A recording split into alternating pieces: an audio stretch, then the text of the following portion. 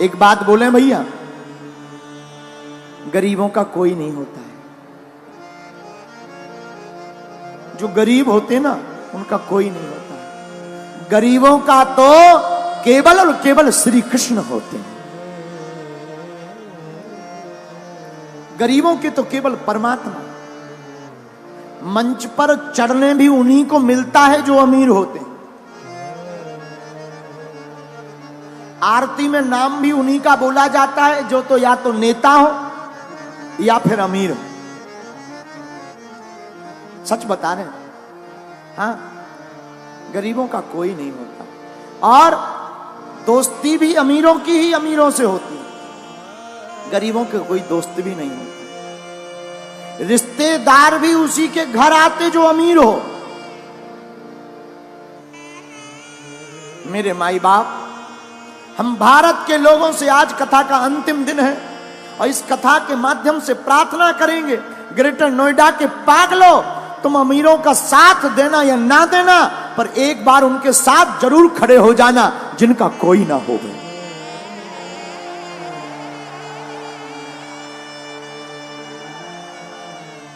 जब गरीबों की बेटी की शादी होती है ना, तो बाप जानता है भूख क्या होती। त्योहार आते हैं, अमीरों के घर पर तो तरह तरह के पकवान बनते हैं। गरीबों के घर पर कभी जाकर देखना, जो बेचारे पूरी बनाने के लिए भी तरसते हैं। गरीबी बहुत बुरी बात है। भगवान गरीब किसी को ना बनाए। दूसरी बात बोले, इस संसार में लोग कर्जा भी उसी को देते हैं जो अमीर होता। गरीबों को कर्ज भी नहीं मिलता। क्यों? क्योंकि ये चुकाएगा कहां से। लेकिन सच बात यह है, भारत के लोगों, तुमने जरूर बुरे दिन देखे हो, बुरे दिन देख रहे हो। तुम्हारा कोई ना हो, सब तुम्हारी अवहेलना कर रहे हो, तुम्हें हर जगह से दुत्कारा जा रहा हो, कोई तुम्हारा साथ ना दे रहा हो, तब भी तुम घबराना मत। एक काम करना, तुम अपने परमात्मा पर भरोसा मत छोड़ना। वो परमात्मा एक दिन तुम्हारे चेहरे पर मुस्कुराहट लाएगा।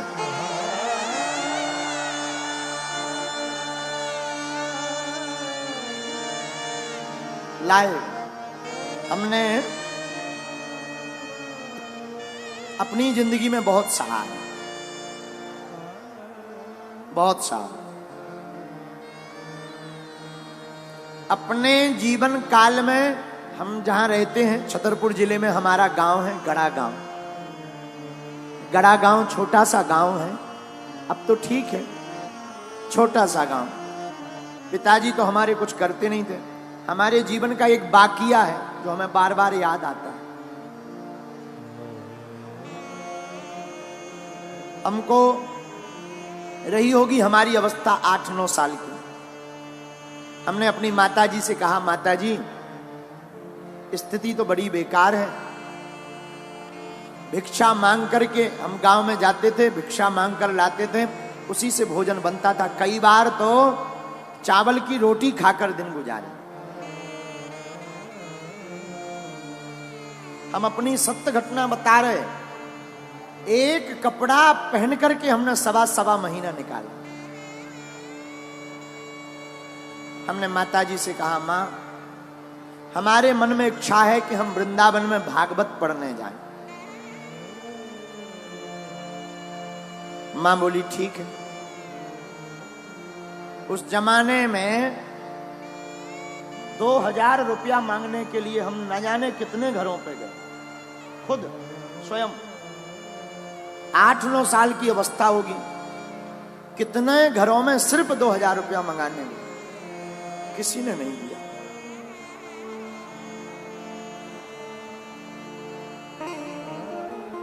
आज भी वो दिन याद आ जाते हैं।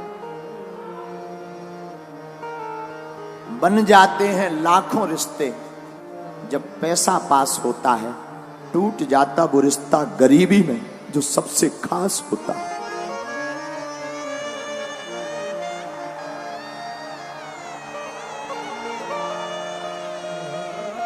कितना भी प्रिय रिश्ता हो, अगर तुम्हारे जेब में कुछ नहीं होगा तो कोई नहीं पूछेगा।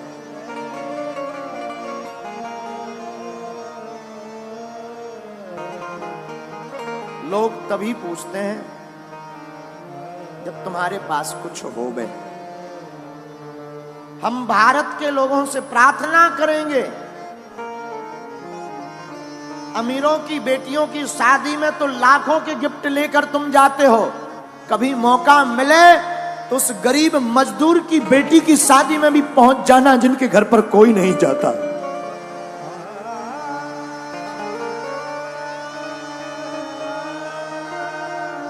हमने अपने जीवन की भूख से शिक्षा ली, इसलिए बागेश्वर धाम पर 4 साल से निःशुल्क अन्नपूर्णा भंडारा चलाया। लोग हमारे पास आए, बोले भीड़ बहुत आती है, दान बहुत आता है। हमने कहा इस दान का प्रयोग हम अपनी जिंदगी में नहीं करेंगे। इस दान से जो हमने अपनी बहन के लिए विवाह में दिक्कतें सही हैं, भारत का कोई भाई वो दिक्कत ना सहे, हर साल अब हम गरीब बेटियों का विवाह करवाएंगे।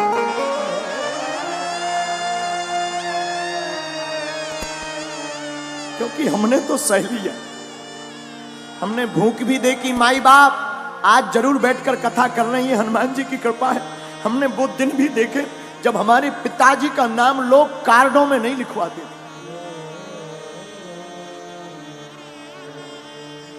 कार्ड में इसलिए नहीं लिखवाते थे कि आएंगे तो फटे कपड़े पहन करके आएंगे।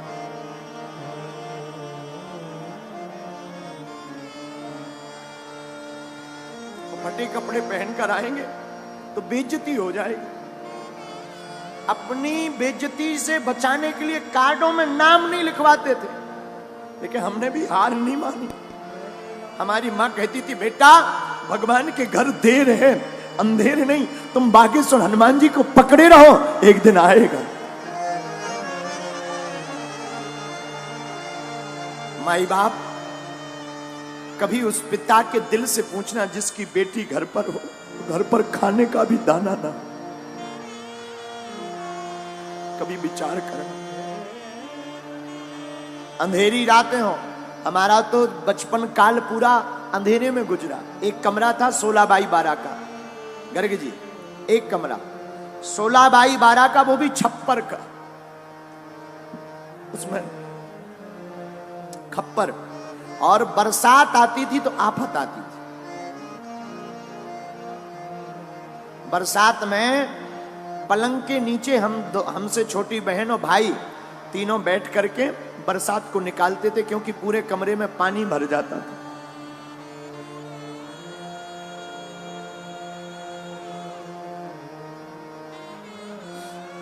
माई बाप भगवान गरीबी किसी को ना दे, गरीबी बहुत बुरी है। इससे बड़ा अभिशाप कुछ नहीं है।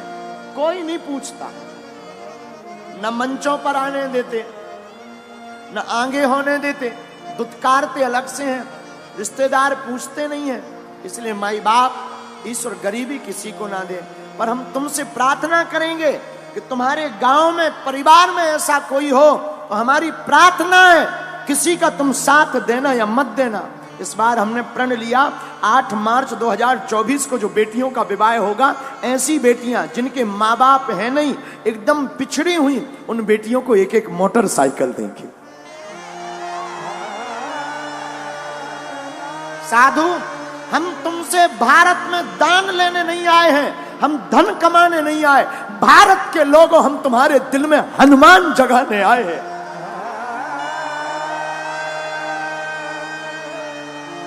हमारा सिद्धांत सिर्फ हनुमान का है। हमारा सिद्धांत सिर्फ इतना है कि सनातन धर्म धर्म धंधा नहीं है। सनातन धर्म पूरी दुनिया का सबसे बड़ा धर्म और करुणा का धर्म है। इसलिए मेरे माई बाप, मेरे भारत के लोगों, ग्रेटर नोएडा के लोगों, तुम्हारा कोई साथ दे या ना दे, पर तुम कभी मत पीछे मुड़कर देखना, ना कभी रोना। मौका लगे तो मेरे बागेश्वर धाम पर आ जाना, मेरा दर खुला है, वो खुला ही रहेगा।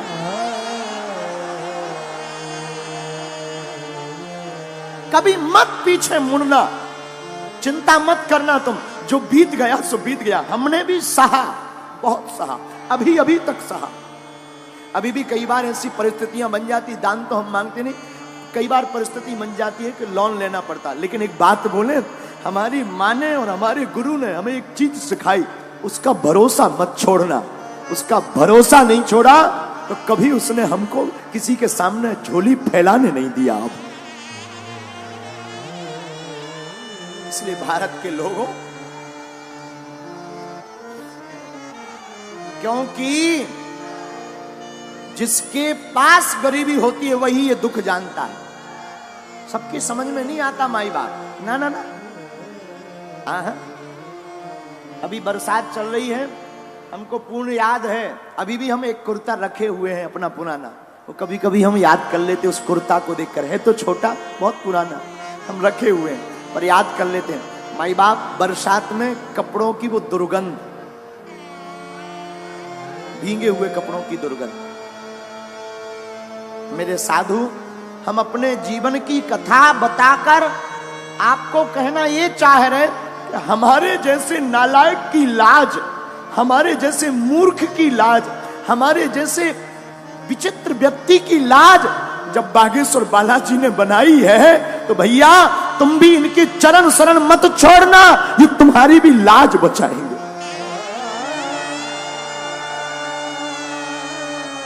हम ना तो पढ़े लिखे हैं, ये जो आप टीवी पर देख रहे हैं ना, ये हमारा पुराना घर है। यही वो घर है जिसमें हमने अपनी जिंदगी की शुरुआत की, जिसमें हमने अपने जिंदगी को जिया। ये घर ना आज भी कई बातों को सजो करके रखे हुए।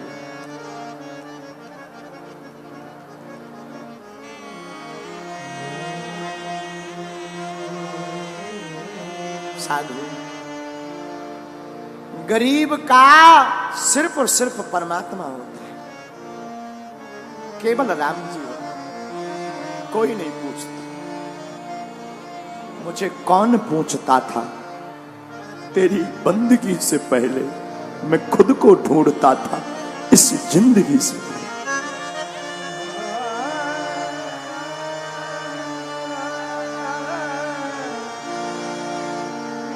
इस भारत में गरीब सिर्फ ताली बजाने के काम आता है, नेताओं की रैलियों में भीड़ बढ़ाने के काम आता है, या मंच के सबसे लास्ट में ताली बजाने।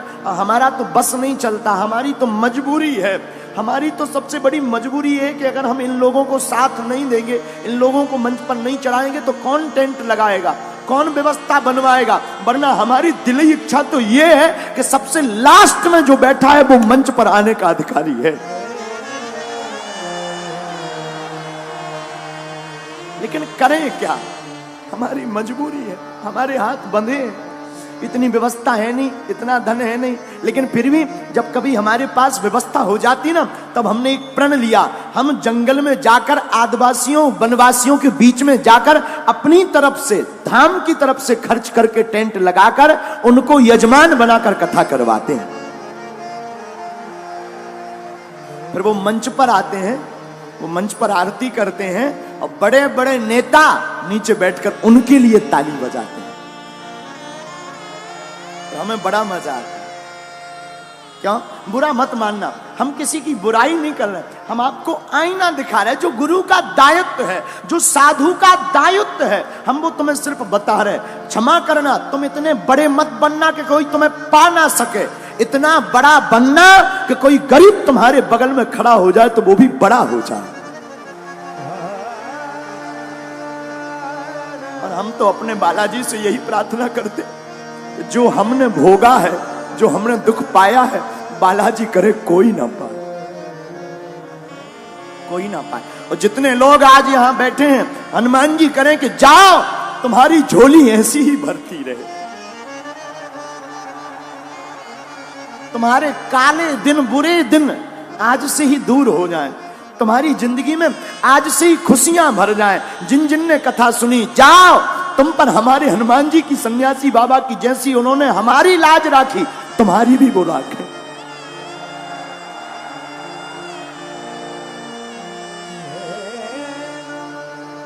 पर माई बाप, सुदामा के जीवन में भी यही हाल। सुदामा जी 5 घरों पर भिक्षा मांगने जाते, छोटे छोटे बच्चे भूख के मारे पतले हो गए। 4 बच्चे।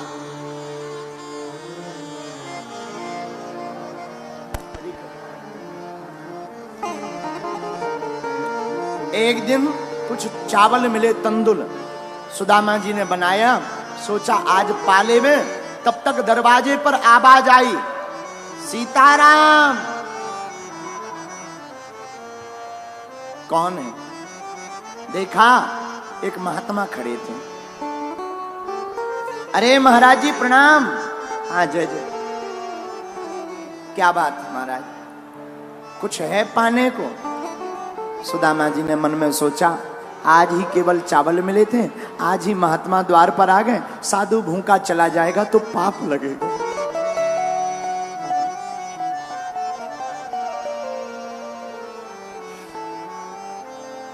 साधु भूखा जाएगा तो पाप लगेगा।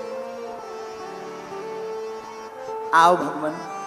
महात्मा को चावल पवा दिए, स्वयं गंगा जल पीकर रह गए।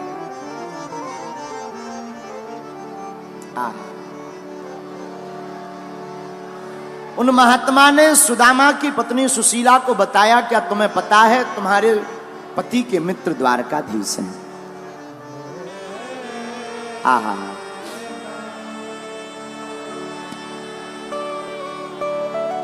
पत्नी ने कहा, हे नाथ, हमने सुना आपकी मित्र द्वारकाधीश हैं। हाँ। तुम्हें किसने बताया? साधु ने बताया। सुनो, वो बड़े ब्राह्मणों को मानने वाले हैं। आप कृपा करके द्वारका जाओ ना, शायद कुछ दे देंगे। कुछ दे देंगे तो कम से कम बच्चे भूखे तो नहीं रहेंगे। बच्चों को क्या मुंह दिखाएं? बात भी सही है, माँ बाप बच्चों को क्या मुंह दिखाएं? घर पर कुछ होना ना होना तो माँ बाप बेचारे बहुत शर्माते, मन ही मन में अपने आप को कसोटते हैं। पर देवी जी, मित्र के घर, राजा के घर, गुरु के घर और भगवान के घर, इन 4 जगहों पर खाली हाथ नहीं जाना चाहिए। कुछ ना कुछ होना चाहिए। हम कहते कुछ हो या ना हो, गीता का श्लोक, पत्रम पुष्पम फलम तोयम, फल फूल पत्ता कुछ भी हो, क्योंकि भगवान कहते हैं भाव का भूखा हूं मैं और भाव ही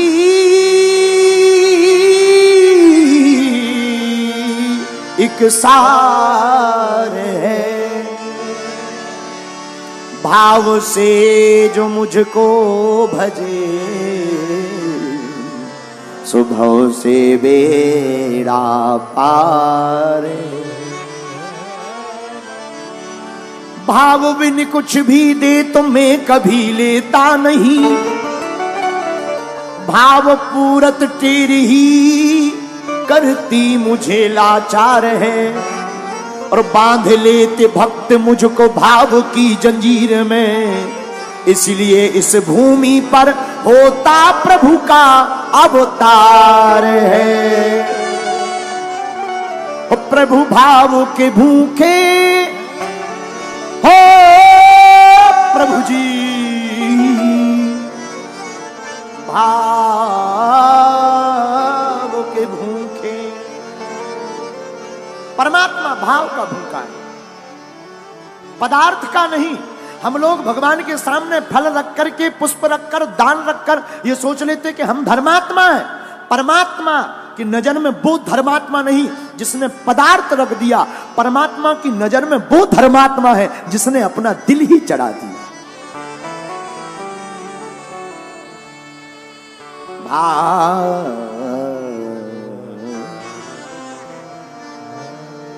भाव के भूखे प्रभु जी हमारे, भाव के भूखे प्रभु जी हमारे। परमात्मा भाव के भूखे, और भाव के भूखे ना होते तो दुर्योधन की मेवा त्यागी, साग विदुर घर खाई। दुर्योधन की मेवा को त्यागा परमात्मा ने, लेकिन भगवान ने विदुर के घर भोजन खाए। विदुरानी के घर साग, केलों की छिलके। सबसे ऊंची प्रेम सगाई, सबसे ऊंची असली बात।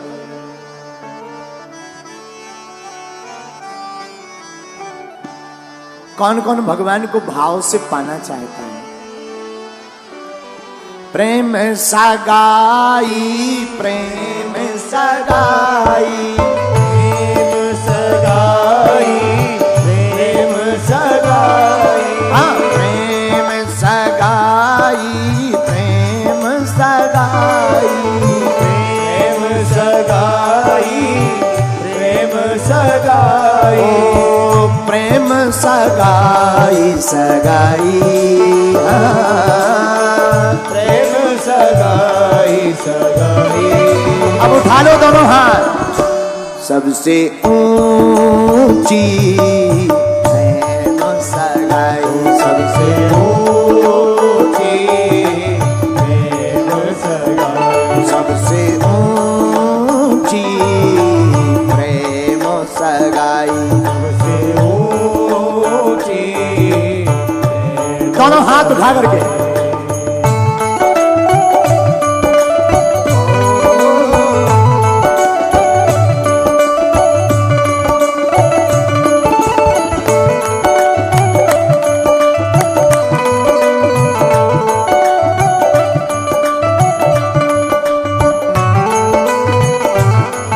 बोलो बांके बिहारी लाल की।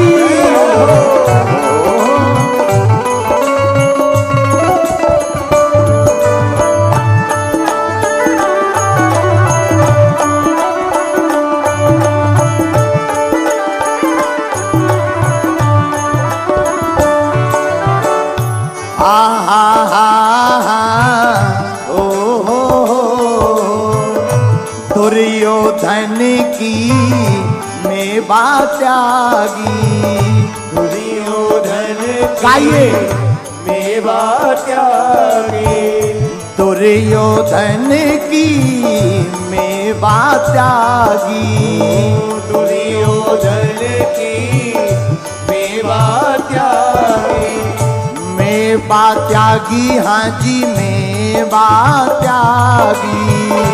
मेवा त्यागी, हरि मेवा त्यागी। और किया क्या हमारे ठाकुर जी ने? किया क्या? साग विदुर घर खाई, ओ साग विदुर घर खाई। सबसे ऊंची प्रेम सगाई, सबसे ऊंची प्रेम सगाई, सबसे ऊंची प्रेम सगाई, सबसे ऊंची प्रेम सगाई। देखो ताली नहीं बजाओगे ना तो तुम्हें पड़ोसी बेकार मिलेगा। उठा लो दोनों हाथ।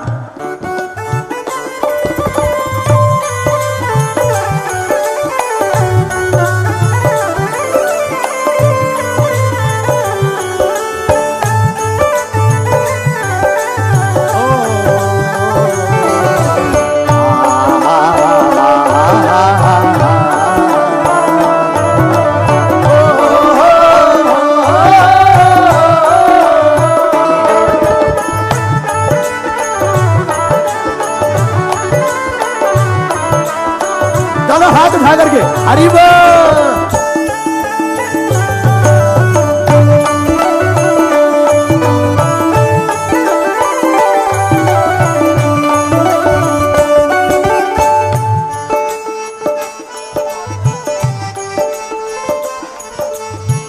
प्रेम के बस अर्जुन रथ हाँ क्यों, प्रेम के बस अर्जुन हाक्यो अर्जुन रथ हाक्यो अर्जुन रथ हाक्यो अर्जुन रथ हाक्यो अर्जुन रथ हाक्यो हाँ जी प्रेम के बस अर्जुन रथ हाक्यो प्रेम के बस अर्जुन रथ हाक्यो और भूल गए ठकुराई हाँ भूल गए ठकुराई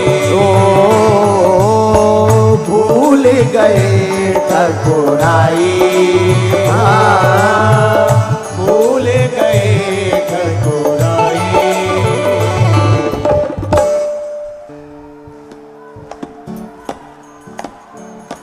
और धीरे बजाओ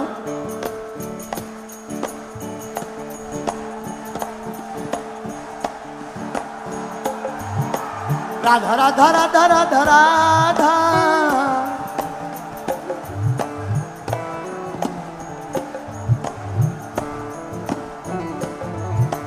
राधा राधा राधा राधा राधा राधा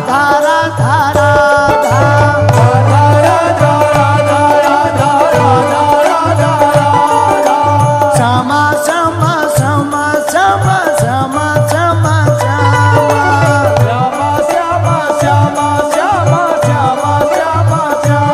ओ प्रेम के बसे अर्जुन रथ हाक्यो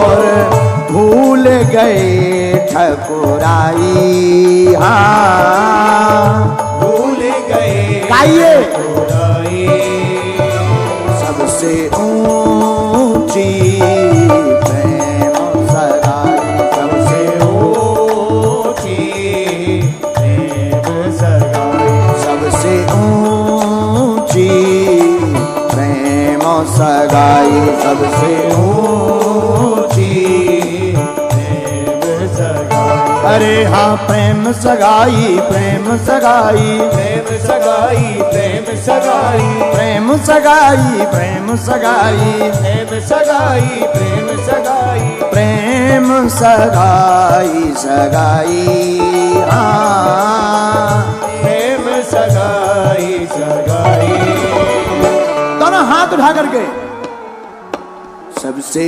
ऊंची प्रेम सगाई सबसे ऊंची प्रेम सगाई सबसे ऊंची प्रेम सगाई सबसे ऊंची प्रेम सगाई ओ प्रेम सगाई प्रेम सगाई प्रेम सगाई प्रेम सगाई हाँ प्रेम सगाई सगाई हो प्रेम सगाई सगाई सबसे ऊंची प्रेम सगाई सबसे ऊंची प्रेम सगाई सबसे ऊंची प्रेम सगाई सबसे ऊंची प्रेम सगाई बोलो वृंदावन बिहारी लाल की बरसाने